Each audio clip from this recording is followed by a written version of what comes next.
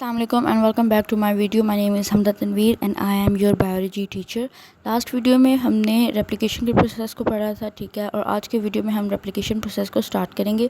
So let's get started with the video. Replication किसको कहते हैं कि डीएनए मेक्स टू डीएनए मिलकर दूसरा डीएनए बनाता है, ठीक है. फॉर एग्जांपल अगर एक डीएनए, ठीक है, उसका एक स्ट्रैंड थ्री है और एक स्ट्रैंड 5 है, ठीक है.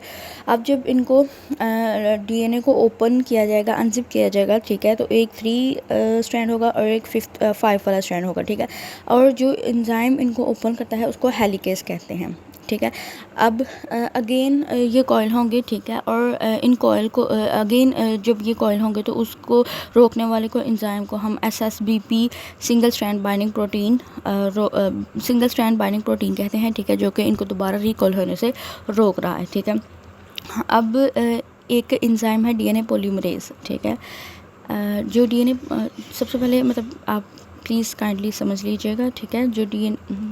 जो डीएनए पॉलीमरेज 3 है, ठीक है, इसने आना है, ठीक है, और इसने जो 3 वाले नॉट है उससे स्ट्रैंड 3 प्राइम एंड से स्ट्रैंड बनाना शुरू कर देना. उसने न्यूक्लियोटाइड ऐड करते जाना, ठीक है. जब ये डबल स्ट्रैंड होगा, ठीक है, अब सिंगल स्ट्रैंड होगा. अब सिंगल स्ट्रैंड होगा तो ये काम नहीं करेंगे, इसको डबल स्ट्रैंड चाहिए काम करने के लिए, ठीक है. अब इसको पॉलीमरेज 3 को काम करने के लिए, ठीक है, हम एक जो स्ट्रैंड ऐड करेंगे, ठीक है, जिसको हम RNA कहेंगे. इस एंजाइम को जो छोटा सा टुकड़ा हम ऐड करेंगे, ठीक है, उसका मतलब हम छोटा सा टुकड़ा इसको ऐड करेंगे ताकि डीएनए पॉलीमरेज 3 काम कर सके, ठीक है. उस एंजाइम को हम प्राइमेज कहते हैं, ठीक है.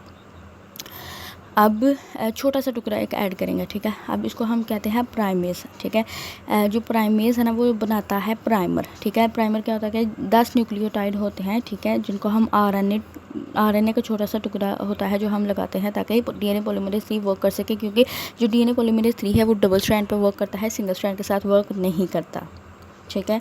अब जो डीएनए पॉलीमरेज 3 है, जिधर हमने प्राइमेज लगाया था, ठीक है, उधर डीएनए के टुकड़े मतलब ऐड करना स्टार्ट हो जाता, ठीक है. 3 नॉट पहले ही था, अब 5 एंड बन गया, ठीक है. जो डीएनए पॉलीमरेज 3 ऐड करेगा न्यूक्लियोटाइड या डीएनए, ठीक है, वो उसकी डायरेक्शन होगी 5 to 3 प्राइम, ठीक है. और ये जिसकी तरफ जाता है, ठीक है, उसको हम कहते हैं रेप्लिकेशन फोक, ठीक है. सेकंड इसका ये है कि ये डबल स्ट्रैंड डीएनए पॉलीमरेज 3 की क्वालिटी ये है कि अगर 3 प्राइम होगा तो फिर ये काम करेगा, ठीक है. और सेकंड इसकी क्वालिटी डीएनए पॉलीमरेज 3 की ये है कि सिंगल स्ट्रैंड के साथ नहीं काम करेगा, डबल होगा तो ही काम करेगा, ठीक है. अब इसमें हमने एक टुकड़ा लगा दिया प्राइमेज का, तो ये वर्क न्यूक्लियोटाइड ऐड करना स्टार्ट हो गया, वर्क स्टार्ट करना हो सका, ठीक है. इसकी डायरेक्शन है 5 प्राइम to 3 प्राइम, ठीक है. और इसकी डायरेक्शन जो जिस तरफ जाता है उसको कहते हैं रेप्लिकेशन फोक, ठीक है. अब हमने अगेन प्राइमर को रेप्लिकेशन फोक की तरफ लगाया, ठीक है. डीएनए पॉलीमरेज 3 ने अगेन स्ट्रैंड बनाना शुरू कर दिया, ठीक है. अब रेप्लिकेशन जो डीएनए पॉलीमरेज 3 था, ठीक है, वो रेप्लिकेशन फोक की तरफ जाएगा, ठीक है. और ये जो अगेन प्राइमर ऐड किया गया है, ठीक है, वो डीएनए रेप्लिकेशन फोक से अवे मूव करेगा, ठीक है. डीएनए पॉलीमरेज 3 का वर्क जो डीएनए पॉलीमरेज 3 की जो डायरेक्शन है वो 5 प्राइम to 3 प्राइम है, ठीक है. और जो अगेन हमने प्राइमर ऐड किया उसकी डायरेक्शन 3 प्राइम to 5 टाइम, ठीक है. डीएनए को पहले थोड़ा सा खोला गया था, अब अगेन इसको खोला गया, ठीक है. तो जो एक 3 प्राइम और 5 प्राइम है, ठीक है, अब इसको मज़ीद खोला गया, ठीक है. अब अगेन इधर प्राइमर का टुकड़ा लगाया, ठीक है, 5 प्राइम वाले स्टैंड पे, ठीक है. और ये रेप्लिकेशन स्टैंड की तरफ जा रहा है 5 वाला, ठीक है. अब नीचे भी जब हमने प्राइमर का टुकड़ा लगाया, ठीक है, क्योंकि जो डीएनए पॉलीमरेज 3 है वो सिंगल स्ट्रैंड के साथ काम नहीं करता, डबल स्ट्रैंड चाहिए होता है इसको काम करने के लिए, इसलिए हम प्राइमर लगाया ताकि ये वर्क कर सके. अब जब हमने 3 एंड की तरफ प्राइमर लगाया, इसने न्यूक्लियोटाइड ऐड करना स्टार्ट कर दिया, अब ठीक है. अब वो रेप्लिकेशन फोक की तरफ मूव करेगा, ठीक है. अब जब डीएनए पॉलीमरेज ऐड करता जाएगा वो आगे चलता जाएगा, ठीक है. अब नीचे जो हमने डीएनए पॉलीमरेज 3 ऐड किया वो न्यूक्लियोटाइड ऐड करता जाएगा, ठीक है, वो 5 स्ट्रैंड की तरफ जाएगा, ठीक है. जो 5 प्राइम वाला है ना, ठीक है, वो रेप्लिकेशन फोक की तरफ जाएगा, ठीक है. अब जो प्राइमर हमने नीचे की तरफ लगाया ना 5 वाले स्ट्रैंड पे, ठीक है, वो रेप्लिकेशन फोक की अवे मूव करेगा. अब जब इसको वापस जंप करना पड़ेगा, ठीक है। जब और खोला जाएगा, ठीक है, तो ये वापस जंप करेगा, जिसकी वजह से वो again single strand molecule single strand हो गया, ठीक है। अब अगेन इसमें प्राइमर का टुकड़ा हमने लगाया, ठीक है, डबल स्ट्रैंड करेगा, ठीक है, डबल स्ट्रैंड अगेन दोबारा बनाना शुरू कर देगा, ठीक है।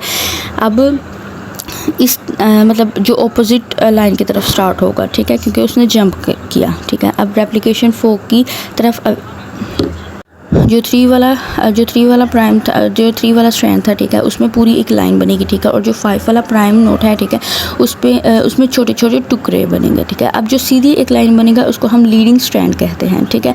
और जो छोटे छोटे टुकड़े होंगे उसको हम लैगिंग स्ट्रैंड कहते हैं, ठीक है। Leading strand move towards replication fork, ठीक है, and lagging strand moves away from replication fork, ठीक है। दोनों में डिफरेंस है। लीडिंग स्ट्रैंड में सिर्फ एक प्राइमर होगा, ठीक है, जबकि लैगिंग स्ट्रैंड में बहुत ज़्यादा प्राइमर होंगे, ठीक है। जो लीडिंग स्ट्रैंड है वो कॉन्टीन्यूस होगा, वो चलता जाएगा, ठीक है। और जो लैगिंग स्ट्रैंड है वो डिसकॉन्टीन्यूस होगा, छोटे छोटे टुकड़ों में हो गया, ठीक है, क्योंकि वो अगेन वापस जाके फिर बनेगा, फिर अगेन वापस जाएगा, फिर बनेगा, इसलिए इसको लैगिंग स्ट्रैंड कहते हैं, ठीक है। अब हम इन जो टुकड़े हैं ना लैगिंग स्ट्रैंड में, ठीक है, छोटे छोटे टुकड़े, उनको हम कहते हैं ओकाज़ाकी फ्रैगमेंट्स, ठीक है। They are called as Okazaki fragments, ठीक है। अभी तो एक पॉइंट था कि जब डीएनए बन गया तो उसमें डीएनए में आरएनए का क्या काम, ठीक है। अगेन इसको प्रूफ रीडिंग मतलब इसकी प्रूफ रीडिंग की कि डीएनए में आरएनए का क्या काम, ठीक है। तो जो प्रूफ रीडिंग करेगा वो डीएनए पॉलीमरेज 1 करेगा, ठीक है। अब अगेन समझ लें, सबसे पहला एंजाइम था हेलिकेज एंजाइम, ठीक है। हेलिकेज ने क्या किया था, इन डीएनए स्ट्रैंड को खोला था, अनजिप किया था, ठीक है। हेलिकेज एंजाइम का क्या काम है कि इट अनजिप्स, हेलिकेज एंजाइम का क्या काम था कि it unzips off both DNA strands, ठीक है। अब नेक्स्ट एंजाइम था single strand binding protein SSBP, ठीक है। इसका क्या काम था, it prevents recoiling of DNA strand, ठीक है। डीएनए स्ट्रैंड्स को अगेन रिकॉइल होने से रोकता है, ठीक है। अब हमारे पास डीएनए पॉलीमरेज डीएनए मतलब 3 टाइप्स है, ठीक है। DNA polymerase 1, DNA polymerase 2 and DNA polymerase 3, ठीक है। जो डीएनए पॉलीमरेज 1 है वो प्रूफ रीडिंग करेगा, ठीक है। और इसमें मतलब इधर प्रूफ रीडिंग जो करेगा वो डीएनए पॉलीमरेज होगा, ठीक है। और रिप्लेस होगा आरएनए प्राइमर को डीएनए न्यूक्लियोटाइड के साथ, जो रिप्लेस करेगा उसको हम डीएनए पॉलीमरेज करेंगे, ठीक है। जो डीएनए पॉलीमरेज 2 है वो अभी तक मतलब अभी अंडरस्टैंड नहीं हुआ, ठीक है। जो मुकम्मल तौर पे हम किसी को भी नहीं पता, ठीक है। अब जो डीएनए पॉलीमरेज 3 है ये एक कोर एंजाइम है, ठीक है, और ये परफॉर्म करता है रेप्लिकेशन, ठीक है। डीएनए पॉलीमरेज 3 क्या है, ये एक कोर एंजाइम है, ठीक है, और ये परफॉर्म करता है रेप्लिकेशन। नेक्स्ट डीएनए पॉलीमरेज 3 क्या है कि ये एक रेप्लिकेटर है, ठीक है, और ये एक डाइमर है, ठीक है, जिसमें 2 सब यूनिट्स होते हैं, ठीक है। ये 10 टाइम्स लार्जर होता है डीएनए पॉलीमरेज 1 से, डीएनए पॉलीमरेज 1 से ये 10 टाइम लार्जर होता है। अब दोनों में डिफरेंस सुन लें। डीएनए पॉलीमरेज क्या है कि ये प्रूफ रीडिंग जो करता है वो डीएनए पॉलीमरेज 1 है, ठीक है, और रिप्लेस करेगा जो आरएनए प्राइमर को डीएनए न्यूक्लियोटाइड के साथ, वो डीएनए पॉलीमरेज 1 है। अब डीएनए पॉलीमरेज 3 क्या है कि ये कोर एंजाइम है और ये परफॉर्म करता है रेप्लिकेशन, ठीक है। ये एक रेप्लिकेटर है, ठीक है। ये एक डिमर है, ठीक है, जिसमें 2 सब यूनिट्स होते हैं, ठीक है, और ये 10 टाइम्स लार्जर होता है डीएनए पॉलीमरेज 1 से, ठीक है। जो डीएनए पॉलीमरेज 3 की डायरेक्शन होगी वो 5 स्ट्रैंड से 3 स्ट्रैंड की तरफ। नेक्स्ट हम देख लेते हैं कि डीएनए पॉलीमरेज 3 की क्या ऐसी रिक्वायरमेंट्स हैं, ठीक है, जो कि डीएनए बनाएगा, ठीक है। अब डीएनए पॉलीमरेज 3 की रिक्वायरमेंट्स ये हैं कि it can be added DNA nucleotide on double strand, ठीक है, मतलब से ये डबल स्ट्रैंड पे वर्क करता है, सिंगल स्ट्रैंड होगा तो ये वर्क नहीं करेगा, इसलिए प्राइमर को हमने ऐड किया था, ठीक है। तो जो डीएनए पॉलीमरेज 3 की एप्लीकेशन डायरेक्शन है वो 5 से 3 एंड है, ठीक है। अब हम लीडिंग और लैगिंग स्ट्रैंड देख लेते हैं, ठीक है। जो लीडिंग स्ट्रैंड है, ठीक है, इट मूव्स टूवर्ड रेप्लिकेशन, ठीक है। जो लीडिंग स्ट्रैंड है वो रेप्लिकेशन फोक की तरफ जाता है, ठीक है, और जो लैगिंग स्ट्रैंड है वो मूव अवे फ्रॉम रेप्लिकेशन, ठीक है। और जो लीडिंग स्ट्रैंड है वो कॉन्टीन्यूस स्ट्रैंड है, ठीक है, और जो लैगिंग स्ट्रैंड है वो डिसकॉन्टीन्यूस स्ट्रैंड है, ठीक है। लीडिंग स्ट्रैंड में नीड 1 प्राइमर, ठीक है, और लैगिंग स्ट्रैंड में ज़्यादा प्राइमर रिक्वायर होते हैं, ठीक है। और लीडिंग स्ट्रैंड में ओकाज़ाकी फ्रैगमेंट्स नहीं होते, ठीक है, और लैगिंग स्ट्रैंड में ओकाज़ाकी फ्रैगमेंट्स होते हैं, ठीक है। दोनों में डिफरेंस सुन लें। लीडिंग स्ट्रैंड क्या है कि ये रेप्लिकेशन फोक की तरफ मूव करता है, ये कॉन्टीन्यूस स्ट्रैंड है, ठीक है। इसमें सिर्फ वन प्राइमर होता है और ये इसमें ओकाज़ा के फ्रेगमेंट्स नहीं होते, ठीक है। Lagging strand move away, replication fork से अवे मूव करता है, ठीक है। ये डिसकॉन्टीन्यूस स्ट्रैंड होता है, ज़्यादा प्राइमर चाहिए होते हैं और इसमें ओकाज़ा की फ्रेगमेंट्स होते हैं। अब ओकाज़ा के फ्रेगमेंट्स क्या होते हैं कि ये यूकैरियोट और प्रोकैरियोट दोनों में नज़र आते हैं, ठीक है। प्रोकैरियोट में क्या होता है कि इनमें 1000 to 2000 न्यूक्लियोटाइड होते हैं। They have 1000 to 2000 DNA of nucleotide, ठीक है, 1000 से 2000 तक, ठीक है। अब यूकैरियोट्स में 100 यूकैरियोट्स में ओकाज़ा के फ्रेगमेंट्स होते हैं कौन सी रेंज में, 100 to 200, दोनों में डिफरेंस है। प्रोकैरियोट्स में 1000 से 2000, ठीक है, और यूकैरियोट्स में 100 से 200 के दरमियान ओकाज़ा के फ्रेगमेंट्स मौजूद होते हैं। नेक्स्ट प्राइमर्स क्या है कि प्राइमर्स सिंथेसिस करता है प्राइमर, ठीक है। प्राइमर क्या है कि इसमें 10 न्यूक्लियोटाइड, मतलब पहचान क्या होती है, 10 न्यूक्लियोटाइड ऑफ RNA, ठीक है। जहाँ 10 न्यूक्लियोटाइड ऑफ RNA होगा उसको प्राइमर कहते हैं, ठीक है। और प्राइमर्स क्या है कि ये एंजाइम है जो कि सिंथेसिस करता है प्राइमर की। प्राइमर क्या है, 10 न्यूक्लियोटाइड ऑफ RNA, ठीक है। इसमें 3 एंजाइम थे, हेलिकेज, प्राइमेज और लाइगेज, ठीक है। प्राइमेज का क्या काम है कि ये सिंथेसिस करता है प्राइमर की और 10 न्यूक्लियोटाइड, प्राइमर क्या होता है, 10 न्यूक्लियोटाइड ऑफ RNA। अब लाइगेज एंजाइम क्या है कि it act as like glue, ठीक है। जो फ्रेगमेंट्स को जोड़े रखता है, ठीक है, जोड़ता है, वो लाइगेज है, ठीक है। ये बाइंड करता है, it binds of DNA fragments, ठीक है। Helicase, primase and ligase. Ligase का क्या काम है कि ये ग्लू की तरह एक्ट करता है, ये फ्रेगमेंट्स को जोड़ता है, ठीक है, और ये बाइंड करता है DNA फ्रेगमेंट्स को एक दूसरे के साथ, ठीक है। It act as like glue, it binds of DNA fragments with each other. Next topic is gene, ठीक है। जीन देखते हैं कि जीन क्या होता है, कहाँ मौजूद है, ठीक है। So let's get started. Next है जीन। जीन क्या होता है कि जीन जो है ना, ठीक है, वो एक बेसिक यूनिट है हेरिडिटी का, ठीक है। It is the basic unit of heredity, ठीक है, जो मतलब विरासत का बेसिक यूनिट है, ठीक है। इसके काफ़ी ज़्यादा नाम थे, ठीक है। काफ़ी साइंटिस्ट ने इसके डिफरेंट नाम रखे थे। सबसे पहले इसका नाम था जिम्यूल, ठीक है। जिस साइंटिस्ट ने इसका जिम्यूल नाम रखा था उसको डार्विन था, ठीक है। नेक्स्ट इसका नाम था एलिमेंट्स, ठीक है। जिस साइंटिस्ट ने इसका नाम रखा था एलिमेंट्स वो था मेंडल, ठीक है। नेक्स्ट इसको फैक्टर का नाम भी दिया गया, ठीक है। जो फैक्टर मतलब जिस साइंटिस्ट ने इसको फैक्टर का नाम दिया उसको कोरन्स कहते हैं, ठीक है। नेक्स्ट इसको पेंजीन का भी नाम दिया गया, ठीक है। उसको हम जिस साइंटिस्ट ने इसको पेंजीन का नाम दिया गया उसको डी वेरिस कहते हैं, ठीक है। नेक्स्ट एक साइंटिस्ट था जिसने इसको जीन का नाम दिया, ठीक है। उसका नाम था विलहेल्म, ठीक है। विलहेल्म ने इसको जीन क्या होता है कि ये एक specific sequence of nucleotide on DNA पे स्पेसिफिक सीक्वेंस है न्यूक्लियोटाइड का, ठीक है, जो कि डिटरमाइन करता है specific sequence of amino acid in protein, ठीक है।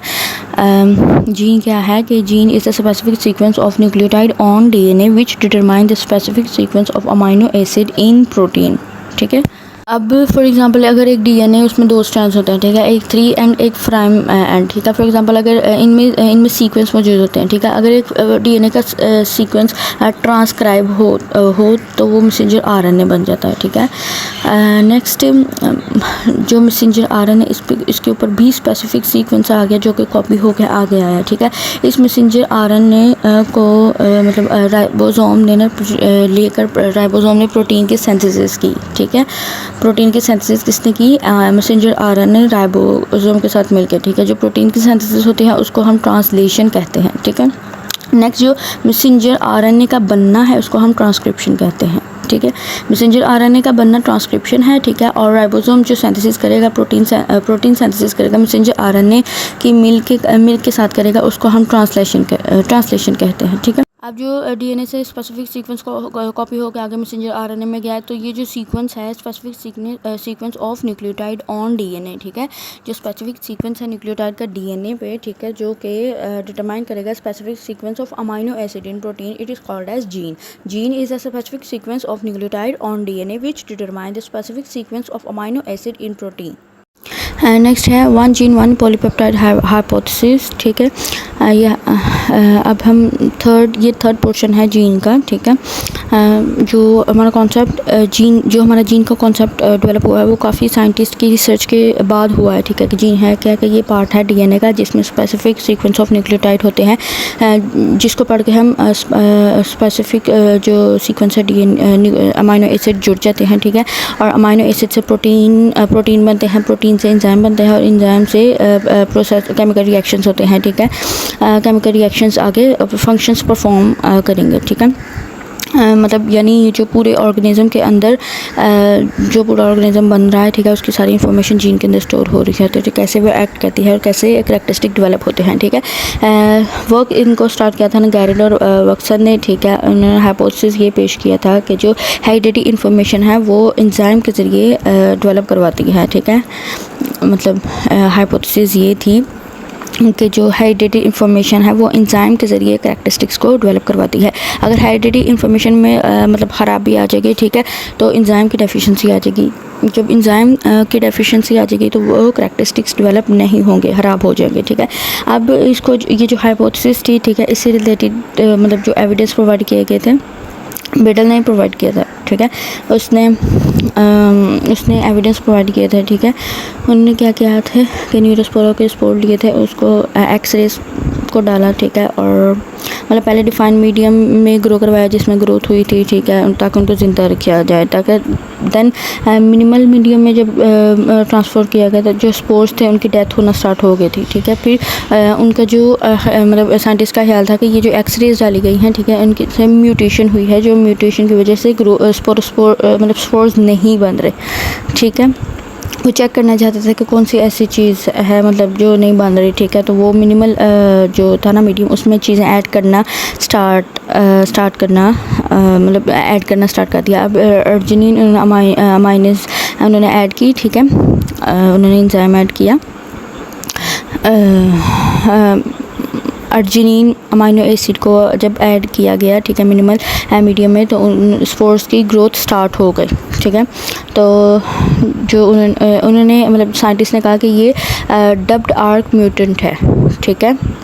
देन उन्होंने बोला कि 3 क्रोमोसोम्स ऐसे हैं जिसकी वजह से करैक्टरिस्टिक्स बन होते हैं। अब मेटाबॉलिक पाथवे क्या होता है, जो कि किसी भी केमिकल मतलब मेटाबॉलिक पाथवे क्या होता है कि किसी भी केमिकल रिएक्शन का मजमूआ जो एक प्रोडक्ट को बनाने के लिए इस्तेमाल होता है वो मेटाबॉलिक पाथवे कहलाता है, ठीक है। अगर सिंगल स्ट्रैंड हो तो उसको हम कहते हैं मेटाबॉलिक, ठीक है, रिएक्शन कहते हैं। और अगर ज़्यादा बन रहे हों एंजाइम तो उसको हम मेटाबॉलिक रिएक्शन पाथवे कहते हैं, ठीक है। जैसे ग्लूटामिक एसिड से अर्थिनिन बन रहा है, अर्निथीन बनता है, ठीक है, उससे सिट्रुलिन बनता है, देन अर्जिनोसक्सिनेट बनता है और एट द एंड अर्जिनिन बन रहा होता है, ठीक है। जब उन्होंने ऑब्ज़र्व किया, साइंटिस्ट ने ऑब्ज़र्व किया कि क्रोमोसोम के 3 क्लस्टर ऐसे हैं, ठीक है, जिनकी वजह से ये ग्लूटामिक एसिड से कि अर्जिनिन में कन्वर्जन हो रही है, ठीक है। तो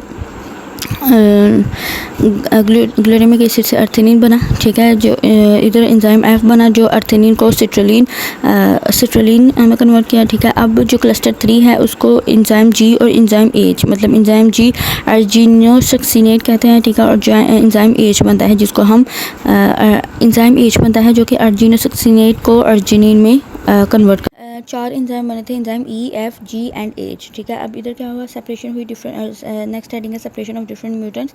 कि सबसे पहले उन्होंने क्या काम किया था कि for each enzyme of biosynthesis arginine pathway biosynthetic arginine, ठीक है। उन्होंने क्या किया गया कि हर एंजाइम के लिए एक डेफिशिएंट स्ट्रेन को आइसोलेट किया, ठीक है। बीडल और Tatum were able to isolate a mutant strain with defective form of that enzymes, ठीक है। अब मतलब 4 एंजाइम डेफिशिएंसी है ना, ठीक है। मतलब enzyme E deficient, enzyme F deficient, enzyme G deficient and enzyme H. अब इन्होंने चारों स्ट्रेन को अलग कर दिया, ठीक है। First type, second type, third type और फोर्थ। अब इन सब को उन्होंने अलग कर लिया, ठीक है। जब उन्होंने चारों के ई के क्रोमोसोम को ऑब्जर्व किया, एफ के क्रोमोसोम को ऑब्जर्व किया, जी के और एच के क्रोमोसोम्स को ऑब्जर्व किया ना, ठीक है। तो रिज़ल्ट हमारे पास ऑब्जर्वेशन इनके क्या थी कि जो सबसे पहले ये बात मतलब कंफर्म हो गई थी कि जो अर्जिनिन डेफिशिएंट हैं, ठीक ठीक है, उसको नॉर्मल क्रोमोसोम के साथ जब ऑब्जर्व किया जाता है तो चेंज लाजमी आता है, ठीक है। मतलब नॉर्मल क्रोमोसोम और म्यूटेंट क्रोमोसोम में चेंज कहीं ना कहीं चेंज होती है, ठीक है।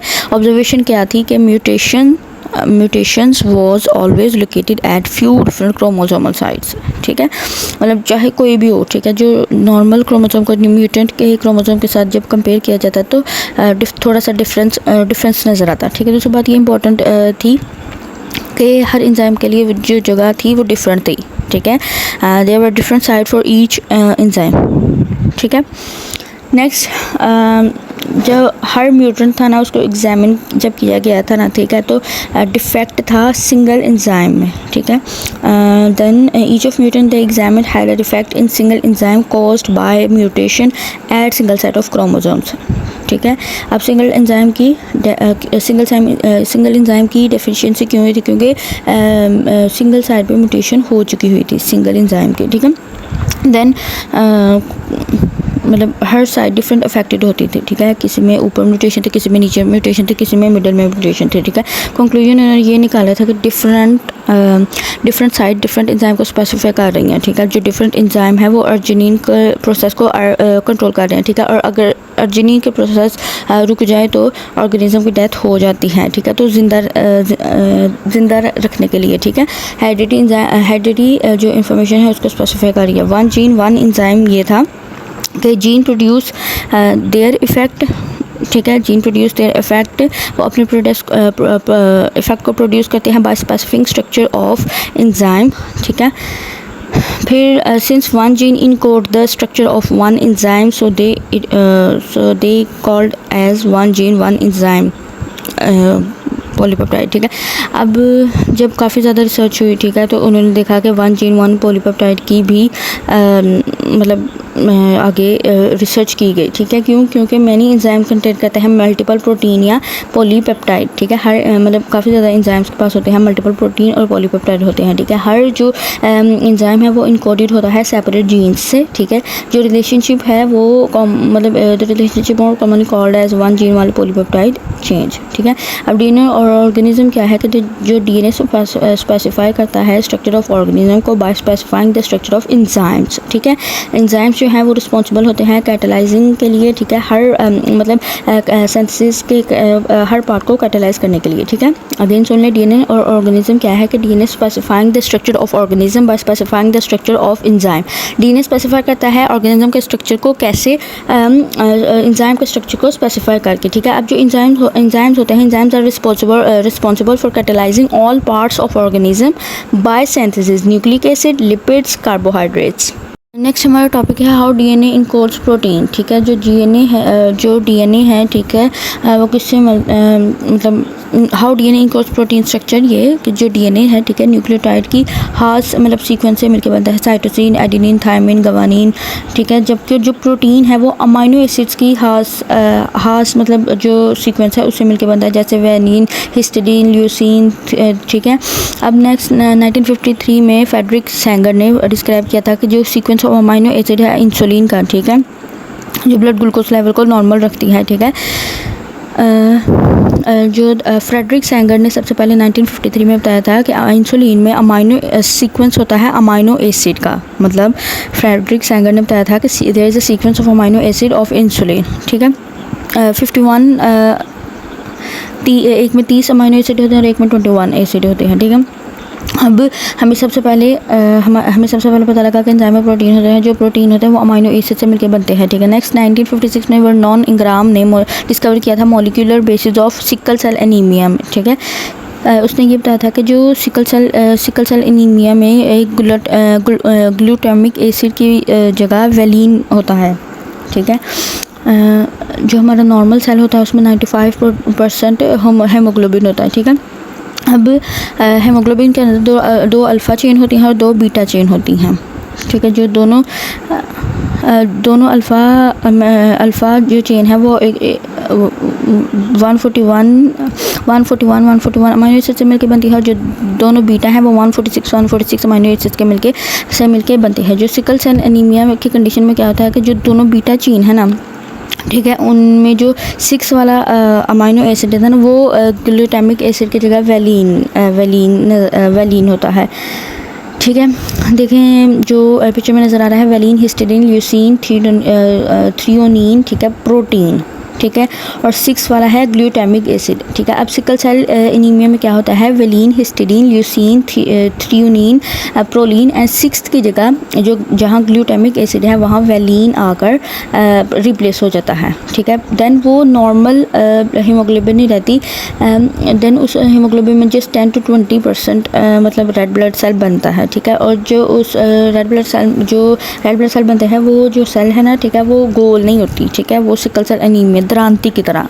ठीक है, 10 to 20% उसमें हीमोग्लोबिन रह जाता है और उसमें नॉर्मल ऑक्सीजन कैरिंग कैपेसिटी भी नहीं रहती। ठीक है, इन एक्सपेरिमेंट से, ठीक है, और ये चीज़ वाज़ह हो गई थी कि जो प्रोटीन है वो अमीनो एसिड की हाफ सीक्वेंस से मिलके बनती है। ठीक है, मतलब ग्लूटामिक एसिड की सीक्वेंस एक चेंज हो के वेलिन आ गया तो स्ट्रक्चर चेंज हो गया। ठीक है, वो नॉर्मल से अब नॉर्मल प्रोटीन बन गए। ठीक है, तो ये क्लियर हो गया था कि प्रोटीन के अंदर अमीनो एसिड मतलब स्पेशल सीक्वेंस से जुड़ के बनते हैं। ठीक है, अब ये था कि अमीनो एसिड को कौन डिफ़ाइन करता है। ठीक है, जो सीक्वेंस था अमीनो एसिड का उसको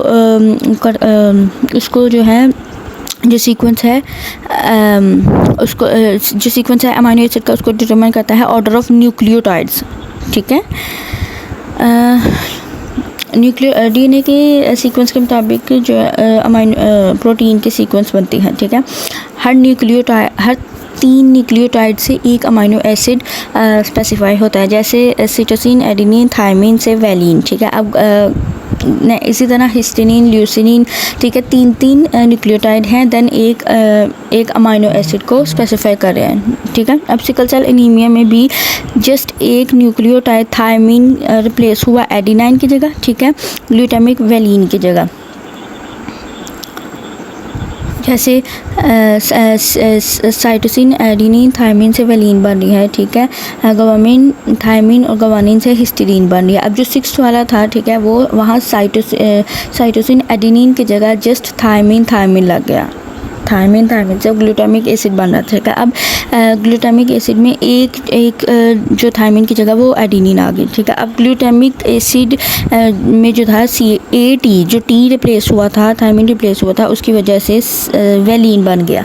ठीक है, अब जो सीक्वेंस डीएनए का एक छोटा सा टुकड़ा, ठीक है, जिसमें सीक्वेंस होती है न्यूक्लियोटाइड की, जो कि डिटरमाइन करता है amino acid sequence of protein, इसको हम जीन कहते हैं। ठीक है, जीन क्या है कि gene is the sequence of nucleotide that determine the amino acid sequence of protein, it is called as gene. Okay guys, अगर आपको किसी भी किस्म का कोई क्वेश्चन पूछना हो या कन्फ्यूजन हो तो you can ask me in comment section. इंशाल्लाह मैं नेक्स्ट वीडियो में आपको ज़रूर समझा दूँगी वो बात। ठीक है, ये चैप्टर यहीं पे स्टॉप करते हैं। ठीक है, नेक्स्ट वीडियो में इंशाल्लाह इस चैप्टर का